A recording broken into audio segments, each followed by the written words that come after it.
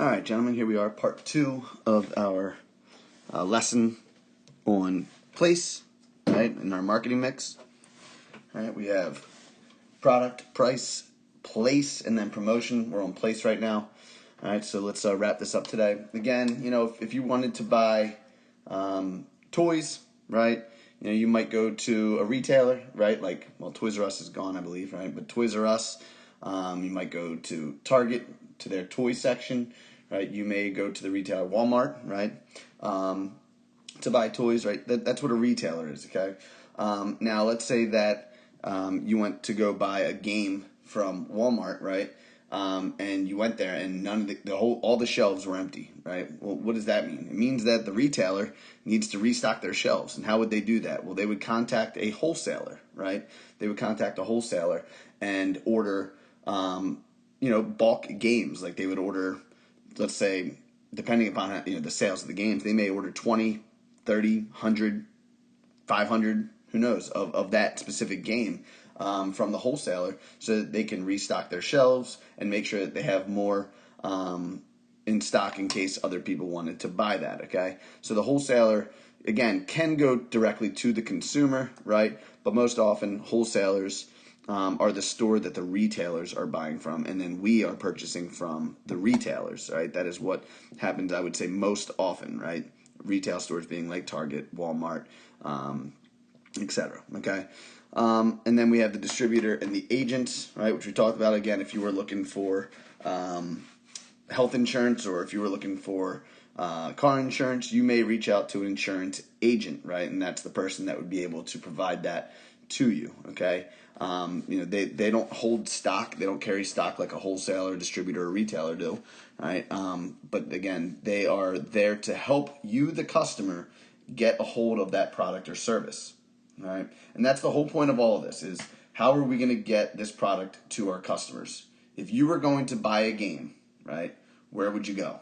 Would you buy it on Amazon? Again, that's an online retailer, right? Would you go to Target, right? Or would you go directly to Milton Bradley, right? Would you go to that website and order it off of Milton Bradley? Maybe, right? That would be directly from the producer. That would be producer to customer. But oftentimes we don't purchase games from directly from the producer. We're going to get that from a retail store, right? So again, it's just, think about that. If you were producing an item, right, how are the customers going to be able to consume that product or service that you are offering to them, right? So let's go. This is where we left off yesterday. All right. Functions of a distribution channel. All right. They provide a link between production and consumption. They gather market information. All right. So gathering market information. Target, how many of these games have been sold, right? There's going to be specific information about each of the products that are on the shelves in Target, right? And if products are selling like crazy, again, that's going to be something that they can gather that market information. Maybe it's because of a geographic location.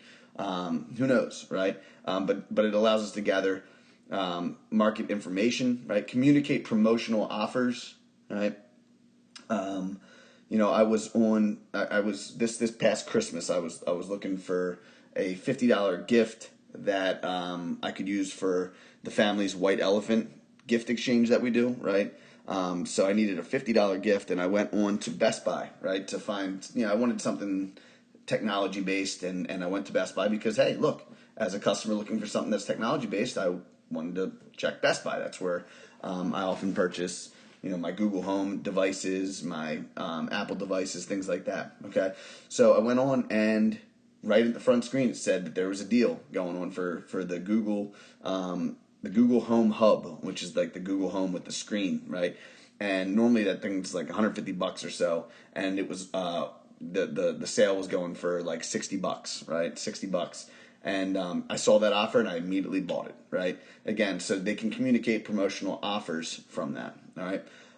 Find and communicate with prospective buyers. It says find and communicate with prospective buyers. Physical distribution, transporting and storing.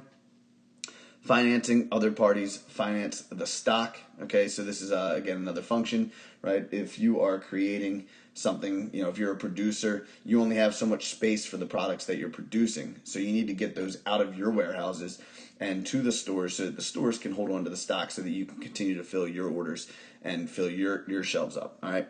And then again, risk taking, right? Other parties take some risk.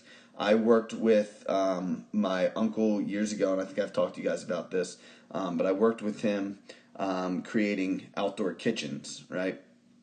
And he would sell these outdoor kitchens. These are very nice, expensive products. These are nice products. However, he is a producer, right? His main focus, his main job was to produce the outdoor kitchens, right? That was his expertise. His expertise was not necessarily in marketing and selling these things, right? When I first started working for him, he didn't have a website. He didn't have business cards yet, but yet he was the guy that you were supposed to contact if you wanted to buy one of these things. But customers did not know how to get in touch with him. They didn't know about his product. There was no website, right? They were not really sold in stores, right? So understand that, right? So what he ended up doing was he did create a website, but he also started selling model products to hardware stores so that people could see his product, right? And the hardware stores would purchase these outdoor kitchens, and then it became their job to market. So they take risk. Once they purchase the products from my uncle, the producer, he's done, right? He's out of the game at that point. He doesn't have to worry about marketing the products. It's now in the hardware stores to market those products and make sure that they're getting the customers to purchase them. So it takes the risk away from my uncle and puts it onto those who have purchased from the producers. Channel strategy decisions. All right, so first of all, we have to look at the channel length, right? Should this be a direct channel or an indirect channel? We're going to go over that in just a minute. All right, we need to choose the intermediary, right? We need to choose the intermediary. So are we going to sell to wholesalers, right? Are we going to sell directly to the consumer? Right? And I think that's honestly the best route for my uncle to go is to be direct, right? It's going to be a direct channel directly to the consumers. But he really needs to have an effective website, right, and presentation there in order to make that happen. But it wouldn't make sense for my uncle to sell to wholesalers. And let me explain why, right? In order for him to sell to wholesalers, the wholesalers would need to buy bulk products. Well, these outdoor kitchens can sometimes take months to build, right? So the wholesaler may say, "Hey, we want 50 of these outdoor kitchens." Well, that could take years to fulfill, right? So it's a complicated product to make. So that may not be a legitimate option for something that is complicated like an outdoor kitchen. Finally, next one, how to move goods through the channel. How are the goods going to move through the channel? And then control over the channel. Example, who decides the price, promotion, and the packaging? All right, and I think that's very important. Target can promote products. Best Buy can promote products, right? That's part of their expertise is being able to promote these products. So again, the producers are not always the ones that should be responsible for the promotion of the products themselves. So direct or indirect channels. A business faces a choice of using direct or indirect channels. Direct is a channel where a producer and consumer deal directly with each other without the involvement of an intermediary. Okay? And then indirect involves the use of intermediaries between the producer and the consumer. Okay, I gave you my wine example from my wife and I's honeymoon. Right, this summer we went to Italy. Again, we went to a couple of wineries in Italy, in Tuscany. Right, it's where wine is very famous. And we went right to where it was produced. Right, so we went directly to the producer and dealt directly with the producer. Right. And again, that was a great marketing experience. Even though those people may not be, they may not have even gone to school for marketing. However, they know what goes into producing the wine, right? What goes into making it. And they were able to describe that to us, and it made the experience that much more special. Versus if we were to go to a wine store and purchase it at a wine store, right? The person that their job is to market their goods. They may not do as good of a job of marketing that product. So for wine, it might be better to have a channel that is direct to the consumer, right? Versus indirect, right, involves the use of intermediaries between the producer and the consumer, right? Let's say that we've been talking about games. Let's say that you created a board game, right? One that you think is going to be really popular. It's going to take off. Right? Maybe it's a card game, who knows, right? But you think it's going to be a great game. It's going to take off, right? How are customers going to get your game? How are they going to hear about it? Okay. Are you going to, how are you going to hear about it? Well, your first thought would probably be, man, I need to get this into Target. I need to get this into Walmart, right? I need to get this into a store with other games so that people can actually see it, right? Because people don't know who you are, right? They don't know who you are. You've never made a game before in your life, right? You don't have an established website that traffic is going to be focused on. You don't have the money to pay Google to have your website to be the first website. Maybe you're going to put it on Amazon, right? Again, though, that can be tough, right? Because that Amazon is often swamped with different products. So you would have to make a decision on how you're going to get that product out there, right? So you're going to need to use some intermediaries in order to make sure the customers are getting a hold of your product. So most likely that would be an indirect channel, all right? So direct channel is producer to consumer. This is becoming increasingly popular, all right? And there's various methods, there's various ways. Remember what I said, how would you get your game out there, right? Well, you could do direct mailing, right? You could mail things out to potential consumers. There's e-commerce, which is online, right? There's telemarketing. You guys have probably picked up your cell phone before and had telemarketers reaching out to you, or your home phone, right? Very annoying, but it again is still a legitimate way to reach out to potential customers. And some examples of these direct channels are clothing catalogs, right? So LL Bean always comes out with catalogs that you can look at. And if you order from the catalogs, you're going directly from the producer. They're going to produce it and then ship it right to the consumer, right? Again, oftentimes companies can make the most money from producer to consumer because it's not traveling down the numerous. It's not traveling down the channel of numerous intermediaries, right? QVC is another example, right? And then direct line, online insurance, Geico, right? Geico, it's pretty neat. Geico doesn't necessarily pay specific agents. They just have people on call to answer your call. So Geico does a great job. The reason that they're able to sell insurance for less money is because they don't have to pay the agents to sell their products, right? State Farm, I used to go to a State Farm office, right? When I had State Farm, I would go up to Bel Air, right, to my State Farm agent and would meet directly with her face-to-face, right? Now I have Geico, or I used to have Geico. I guess I don't anymore. But when I had Geico, if I wanted to speak with an agent, I could only do it through the phone, right? And that was it. I could not go out and meet with somebody physically, right? There was not a Geico's agent office that I was able to go to. So the agent intermediary is kind of cut out in Geico, which is, again, why they're able to have those lower prices. All right, so why use intermediaries? Geography. Customers may live too far away to be reached directly, all right? So let's say that I went to Italy, right, and I did try some of the wine, and I really liked it, right, but I didn't want to pay the shipping costs of having it shipped overseas and whatnot, right? Well, let's say this company realized that they had a market, right? This Italian vineyard winery realized that they had a market in the United States. Well, it's going to be in their best interest then, right, to find out, figure out a retailer, figure out a way to get their product over into the United States. So they're going to have to use an indirect channel, right, instead of just shipping it directly to the United States. So, So I think that's important to understand. Geography. Customers may live too far away to be reached directly. So Italian wineries, again, may have to be in contact with retailers in the United States in order to get their product to people in the United States. Consolidation of small orders into large orders, right? That may be another reason, right? Consolidation of small orders into large orders. So if you are, let's say you have a machine that makes 1,000 bracelets a day, right? Are you going to be selling those bracelets one at a time? Hopefully not, right? You're going to want to reach out to a wholesaler and say, hey, I have a ton of these really unique, very cool bracelets. I'm selling 100 of them, right, for this much, right? Or 1,000 of them for this much money, right? Being able to sell a lot at one time instead of just selling a bunch of small orders would be very beneficial to you. Again, it would allow you to make room on your shelves, right? It would reduce your stock, and it would allow you to make more money faster over time. Better use of resources elsewhere. Again, I talked to you about my uncle who used to build outdoor kitchens. He started getting into the marketing game, and when he did get into the marketing game, he realized that his production was slowing down. So he was using his skills and his abilities where they probably weren't best allocated. So think about that. He is an expert at producing outdoor kitchens. He is not an expert at marketing.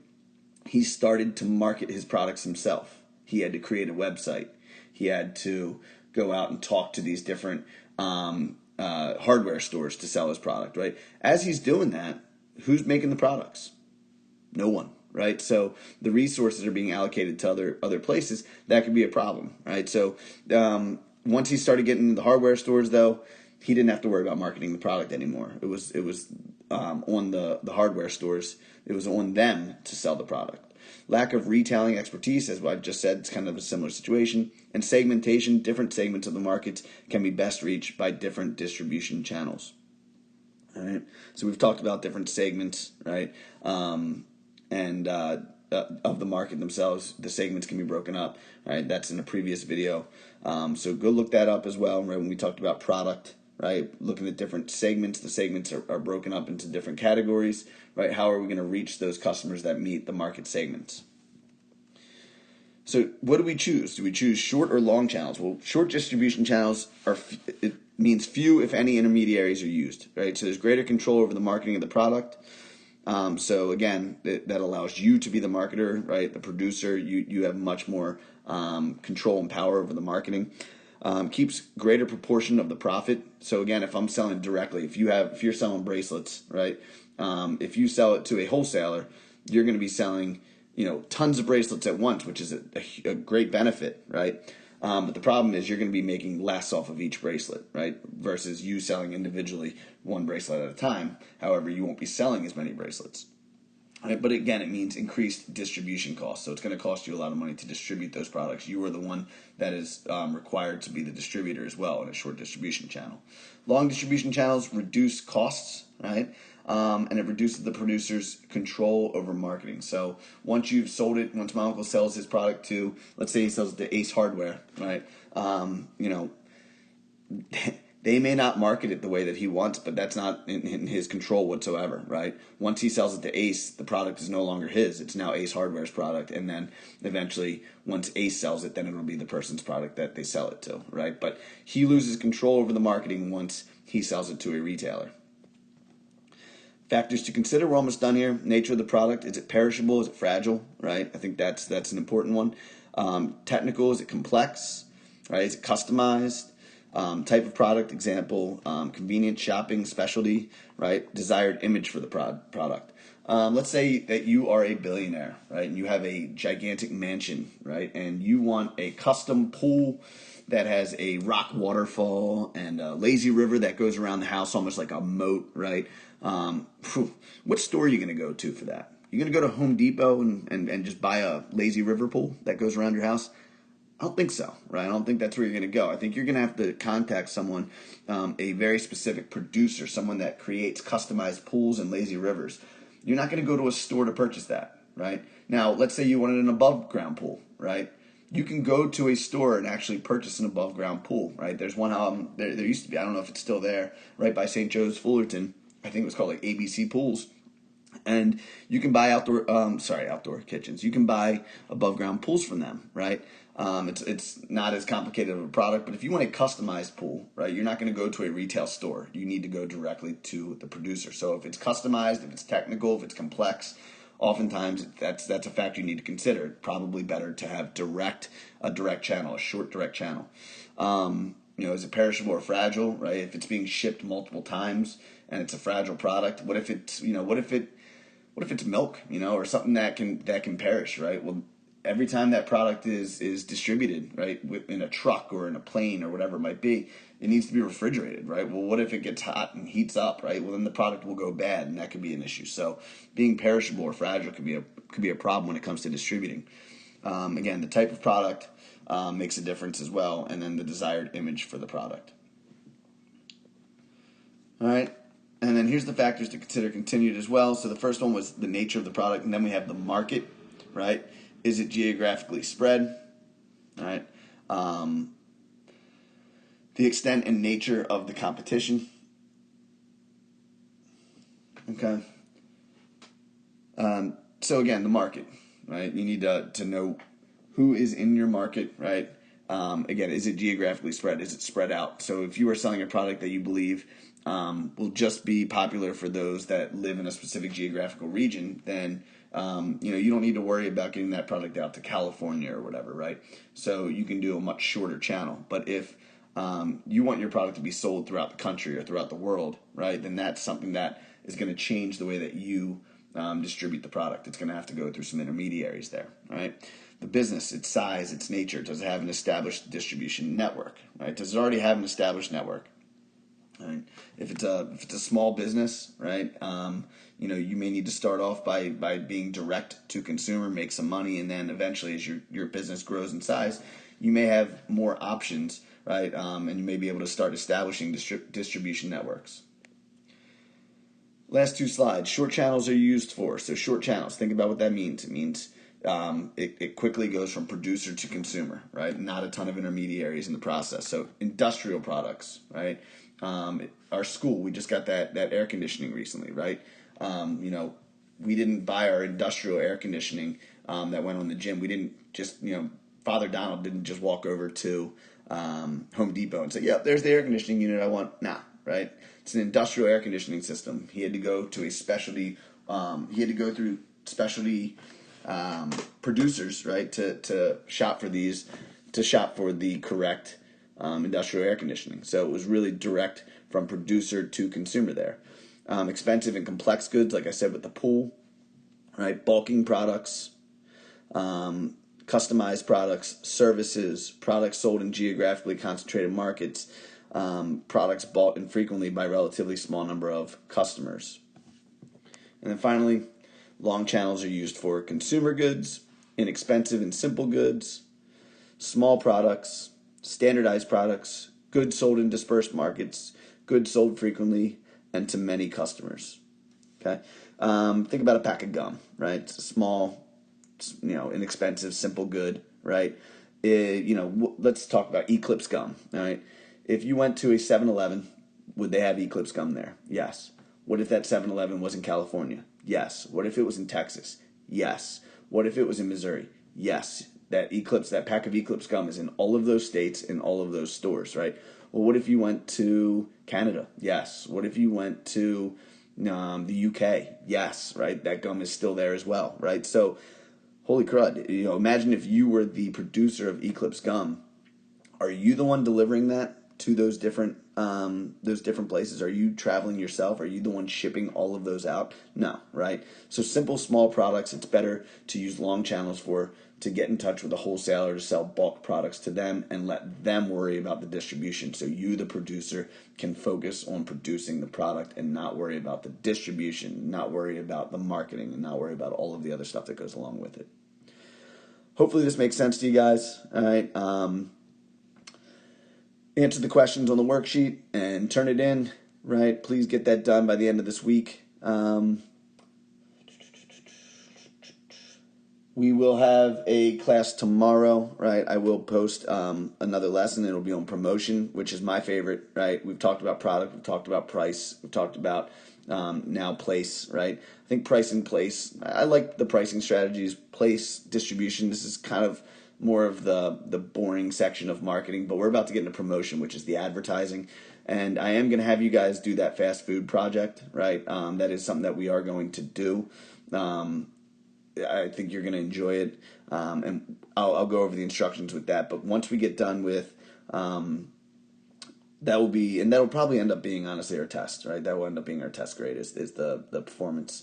I may have you guys do a video. We'll see. All right, we'll see. I'm gonna think this out and edit the assignment that I have in place to make it work for us, and hopefully make it fun, and hopefully make it so that we can, maybe we'll do a Zoom presentation, right? Maybe we'll do a couple classes where we're doing Zoom presentations where everybody can see each other's products. In the past, it's been a lot of fun to see the fast food items that students have come up with. So, again, as always, miss you guys. I hope everything's going well. Hope your families are safe. Hang in there. And feel free to reach out at any point. All right, guys, I'll talk to you.